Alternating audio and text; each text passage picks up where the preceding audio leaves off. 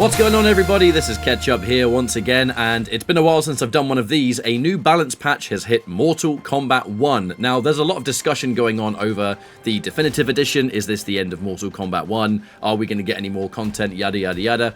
Honestly, I feel like I've got a lot to say about this situation, but to be honest, that's not really the topic of today. We're going to go over the patch notes one by one, talk about all the character and cameo changes, and overall, just give you more of a visual guide over what has been adjusted. Starting off with Scorpion. Scorpion has received 2 changes, and it is tied to his down back 2. The down back 2, which is rope spin, now hits as an overhead. The trade-off of this is that the move has been slowed down. So, this used to be a mid, but now it's an overhead, but it has slower startup speed, making it more reactable. The second change is that the EX version of this move costs 2 bars of meter, however, it's -5 on block, which used to be -25, so basically, this move is, for the most part, completely safe at the cost of 2 bars of meter. What this means is, if I were to go block mode, all, you'd see lots of stuff like down 3 into down back 2. This used to be like a really good poke that Scorpion players would do. There's actually now an interruptible gap there, so if I were to put myself as player 2, and I'll record the opponent doing down 3, down back 2, if I block, you can actually interrupt this. This could not be interrupted consistently before, whereas now it's been slowed down. You can kind of get whatever you want as a punish, as long as the move is fast enough. I believe I've seen people even up-block this, yeah. I've seen people up-block this move as well, which means you can armor, you can do all sorts of different things. So there's been a significant adjustment here that just generally means he now has an overhead that splats. However, this move arguably might have become weaker because of just how much more punishable the move has become because of the interruptible gap at the start. Now, believe it or not, that's it for Scorpion. Let's talk about Sub-Zero. Sub-Zero received 1 change, slightly changed the damage scaling on his freeze-based attacks, which means that every combo Sub-Zero does involving these kind of freezes is now going to do more damage than it was before. That really is all there is to it. If you're going to go for like the new punishes that scale less anyway, Sub-Zero generally is just now going to get more damage than he did before. That's 380, for 1 bar of meter, no cameo, no nothing. So Sub-Zero is generally going to hit a lot harder, and I guess when you combine his other buffs that he's received, patch after patch, who knows, maybe Sub-Zero is going to be in a pretty decent state now, but only time will tell. Raiden has received 1 change. Razzle Dazzle, down back 2, now does 20 damage. This move used to do absolute 0, and although it technically does damage now, it's not a particularly high amount of damage. I mean, the move has still the 10 startup frames. It's not the craziest move in the game. I guess it's better that he isn't doing 0 damage for this move anymore, but generally, I really don't know what this is supposed to do for him overall. But it's not about my opinion, it's about listing what the move does, and this is seemingly Raiden's one and only change. Reiko has received a hitbox adjustment on his airborne command grab. Now, this doesn't sound like much on paper, but generally for those in the know, Reiko had a consistent issue where versus some characters, his command grab, especially from the running stance, because that would become the airborne version, I don't play the character, so my execution's pretty bad with him, would consistently miss versus some characters. From what I've heard from Reiko players since this patch has been applied, this issue seems to no longer happen or happen a lot less. So, generally, when you're going for mix-ups, especially off the running stance, and then you can go into cameos for full combos, this command grab now hits a lot more consistently. A really good fix for the character, because with Reiko being changed to be much more up close and personal, this kind of change was absolutely necessary. Reptile has received 2 small changes, but overall, they are buffs after all. If you do down forward 1 and hold it, which is the acid spit ball, it will do 70 damage, which used to do 60. and it recovers 6 frames faster, meaning that it's just a slightly better projectile in general. Recovers quicker, does more damage, overall, happy days. The enhanced version of this move will now do 110 damage, which is a damage buff from 90. It recovers faster, just like the regular one, and hits as a mid. It used to be a high, which means you could crouch it. Now, you can't. It is a mid every single time, which means that it cannot be ducked. just generally buffs a little bit of that keep away game or ranged game from Reptile. These aren't the biggest buffs we've ever seen, but they are certainly welcome, I'm sure.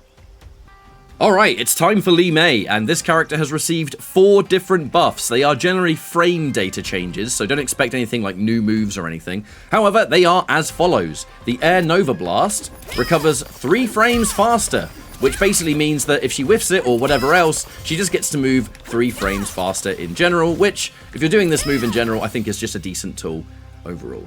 The Air Flipping Heel Kick and the Air Enhanced Flipping Heel Kick, which is the airborne this, the instant overhead that many Li Mei players will do.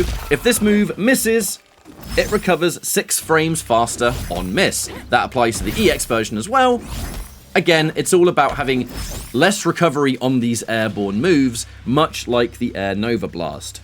This one, however, is very, very significant. If I set the opponent to block all, if I do my Air Enhanced Flipping Heel Kick, this move right here, this used to be completely punishable on Flawless Block. However, they have changed that. It says that the Air Enhanced Flipping Heel Kick no longer has a different recovery when the last hit is Flawless Blocked. That means that she's got a safe overhead now. If she wants to throw this out there and has a cameo that can turn this into a combo, she now has an instant air overhead that, yes, it costs a bar of meter. It doesn't really change the fact that now she's got a safe full combo if you have the right cameo overhead.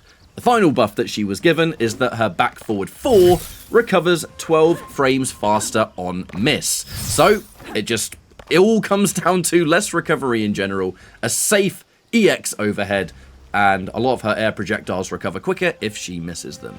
Not sure how substantial these will be in the grand scheme of things, but I'm seeing Li Mei players be pretty interested by it. Sonic Fox seems to think that Li Mei could be quite strong now, if you watch social media.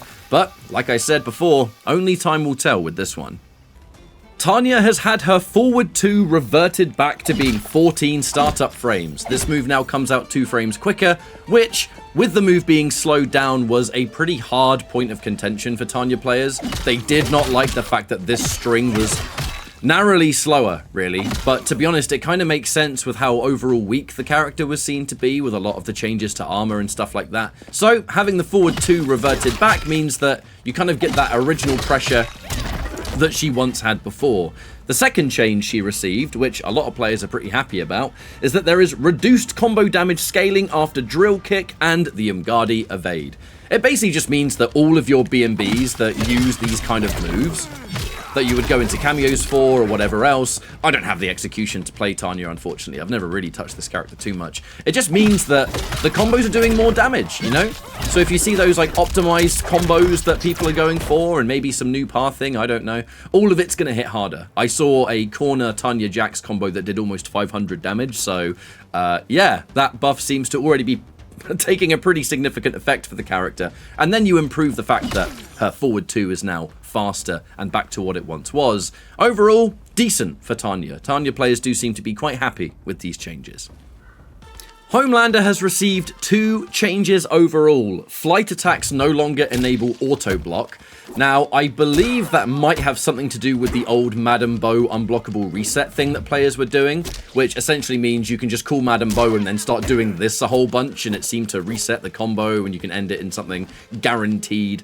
The flight attacks no longer enabling auto block are likely due to try and combat that, but I guess we'll have to just wait and see if there's any more instances of stuff like that applying. And Flight Punching Down has 2 less hit advantage, and Flight Bloody Knuckles has 10 less hit advantage. So some of his flight hit advantage has been adjusted. Overall, though, I must admit, it doesn't sound like a huge amount has been done here. It kind of just depends on what is possible now. What is still possible? Has anything significant been taken away by changing some of this hit advantage that normally Homelander players would use as a core? Again, this is kind of one of those changes that we just need to see what the competitive footage of Homelander is going to look like to see if these changes are overall going to change his position in that tier list, right? Because currently he's seen as a rather clear top 5 character, and we'll just have to find out if these changes somewhat affect that. But we have tournaments coming up, and I'm sure we'll see some Homelander, so the wait won't be too long. Conan has received 1 change. He is now a 1100 health character. which means that the popular team we see from players like Ninja Killer of Conan Shujinko is now a 1200 damage team. You kind of couple the fact that Conan's getting like really crazy damage. With this team, we're seeing him do up to like 700 damage under the right circumstances, under the right character, with the resources and whatever else. This character is now doing some of the absolute highest practical damage in the game. Some would say the highest practical damage. And now he has the highest health pool of any character as well, making Conan a bit of a tank. It's one change, but it's enough of a change to possibly make this team even more devastating. So, looking forward to seeing more of that. The final base roster character is T1000. This character's been rampaging tournaments quite a hefty amount recently, I guess is safe to say. And he has received 4 nerfs. The first is a nerf to his health bar. He is now a generally less health character. He's got 650 down from 700, which means if you have the popular team of T1000 Movado, you will notice he is now a 900 HP character. Now, it's not just that. The down back 3, that is a key zoning tool that can go underneath projectiles. It can just catch people off guard. If you have Movado, you can turn it into a combo anyway. The hitbox on this outside of a combo has been reduced, meaning that in theory, it's not going to have as many crazy interactions as we've seen before, but we'll have to wait and see. Reduced damage on his jump 3-2. This air string was one of the best air strings in the game for combos because of its consistent hitbox, constantly popping them up, having range to connect with other things, like if you hit this, you're generally able to, you know, get a lot of different combos that aren't particularly difficult. But this air string being used in so many of T1000 combos means that by changing this, he has had a significant damage decrease just because this main string that you're going to see in pretty much every combo this character has to offer, it doesn't have damage that it used to have, right? That's just the general deal here. Now, the final change is the Liquiform Suplex, which is, wrong button.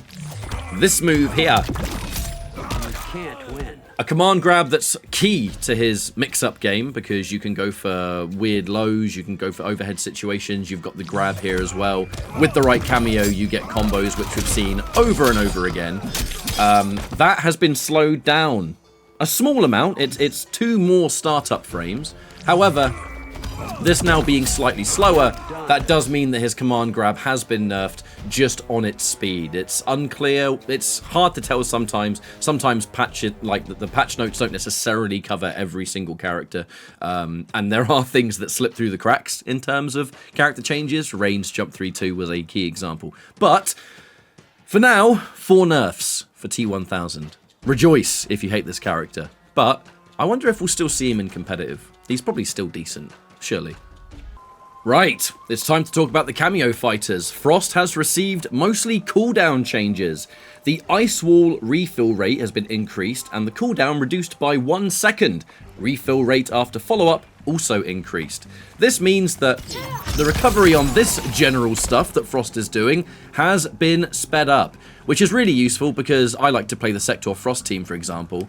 If I go for this kind of mix up off my overhead, which didn't exist until they generally gave that move, there have been small changes sequentially every single patch, where originally in that first patch, the wall and the slam, there wasn't that massive delay before the cooldown started to apply, and now that cooldown has generally been sped up, which just means you get a bit more use out of these situations where you want to enforce either safety on block, or maybe you want to go for, you know, a full combo that gives you something.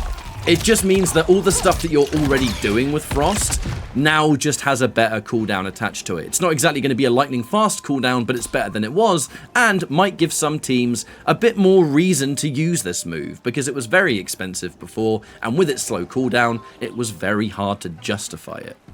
Snowflake's refill rate slightly increased and refill cooldown increased by 2 seconds, overall 1 second faster. That's the orb, for those that don't know what the actual name of the move is, which means that having a slightly better cooldown means that if you have these sequences, like for example what I do with this team, if you go for stuff that uses the orb, having that slightly better cooldown, I mean, it just means you're going to have access to some of these things a bit more regular, right?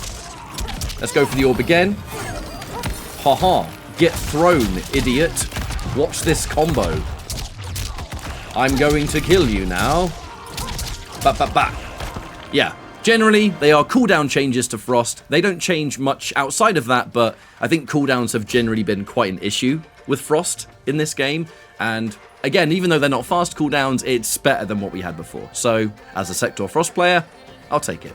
I should definitely mention that the next cameo on this list is Tremor. They have actually gone back on making him an extra 100 HP cameo. He now gives you 50 instead of 100. So Tremor does give you a little bit more health. It's just not going to be the extra 100 it was before. Personally, in my opinion, I feel like Tremor cameo is so good that he really has no business giving you any health with the amount of utility that he brings forward. But if they want to still put him on the side of giving you extra HP, God, I can't talk today, at least it's not the extra 100. It's better than nothing, but I definitely wish they would have made it minus 100 back to neutral. Darius cameo has had a few changes. One is that he gives you straight up an extra 100 health now, so he can turn you into an 1100 health team. That on its own is just a nice little extra to have, that now you have that little bit of extra survivability. However, it comes down to the tornado kick. This move has always had a really awful cooldown on it, and it's been one of the things that holds the character back, I think, or the cameo, to be more accurate. The tornado refill rate slightly increased and refill cooldown increased by 1 second.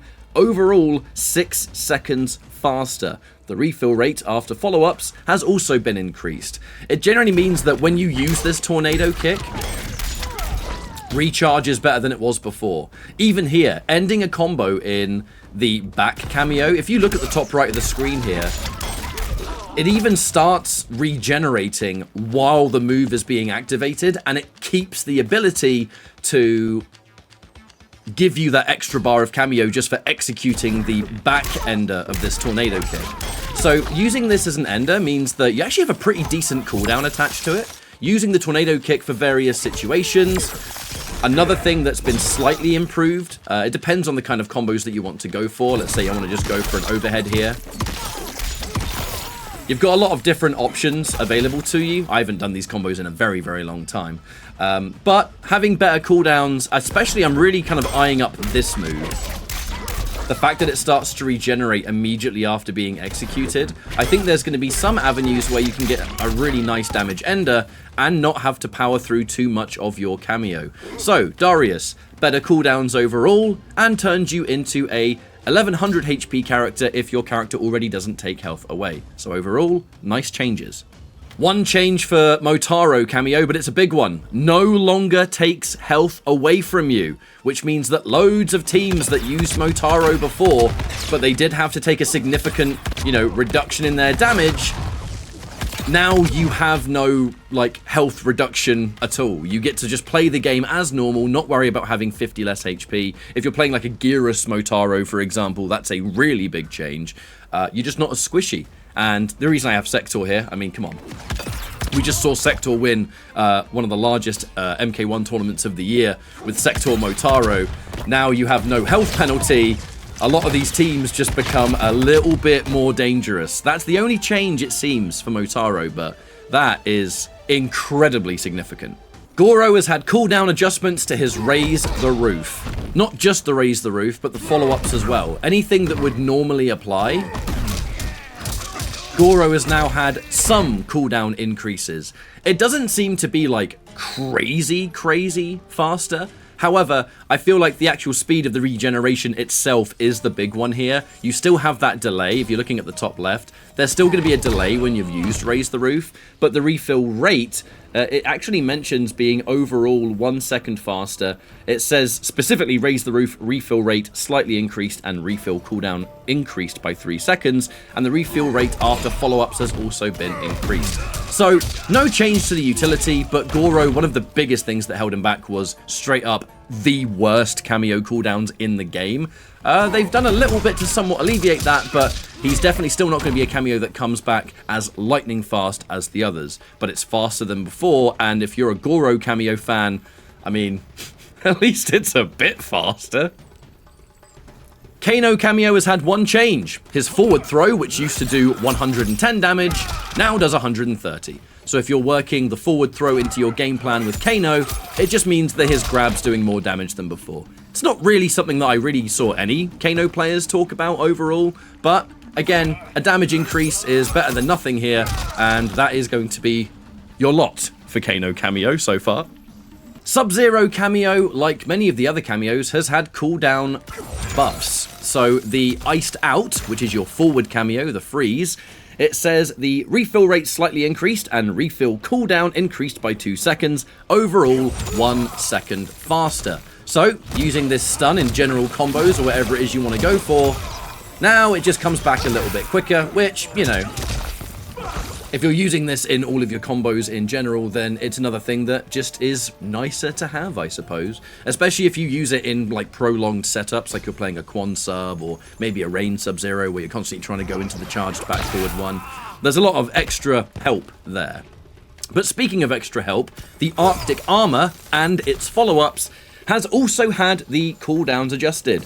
Arctic Armor refill rate increased and refill cooldown increased by 3 seconds, overall 1 second faster. Refill rate after follow-ups also increased. You'll notice here that the refill of the shoulder charge that comes from this is pretty decent on the top left, and it's not too long until you can use another cameo move for something else. So Sub-Zero, like the other cameos, it's all about cooldown times. I think the theme of this patch so far for the cameos has generally been just make the cooldowns faster for the cameos that don't get as much use, and Sub-Zero very much seems to be a continuation of that.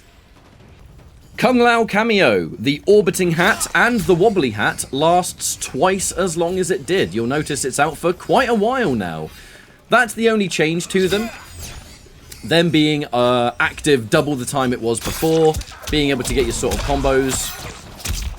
Same thing really that we've seen all over the place with this kind of move. However, it has come with some kind of penalty, as the patch notes say, slightly reduced combo damage after spin, orbiting hat, and wobbly orbit. So I feel like there have been some changes here where they kind of want you to be able to use the hat longer. However, it seems to have reduced damage. So how much do we really think people are going to use this move? I'm not entirely sure, to be honest with you. Because yes, it's out for longer. However, if it does have reduced damage, maybe I'm reading it wrong, I could be, but I'm not so sure. I'm glad that this move is out for the same amount of time. Sorry, for double the time. When it comes to damage, maybe it should have done the same amount of damage. It's not a move that we really ever see Kung Lao cameo users use. So, would it have been too broken? Who knows? Let me know in the comment section. But these are the two changes to Kung Lao cameo. Madame Bo has had the forward cameo adjusted. Tea House Tumble, which used to be plus 10 on hit, is now plus 6 on hit on its own. There were some characters, I think, that could get really tight confirms from this, and I'm going to simply assume that this now being plus 6 means that doesn't happen. It has an increased victim region on hit, and the Kettle Kicks, which is the held version afterwards, starts up 1 frame faster. So generally, they have somewhat adjusted this move. I will admit, when we see Madame Bo being used, we don't really see this move anyway. We mostly see Madame Bo throw the bottle or go for the, you know, the arced bottle throws.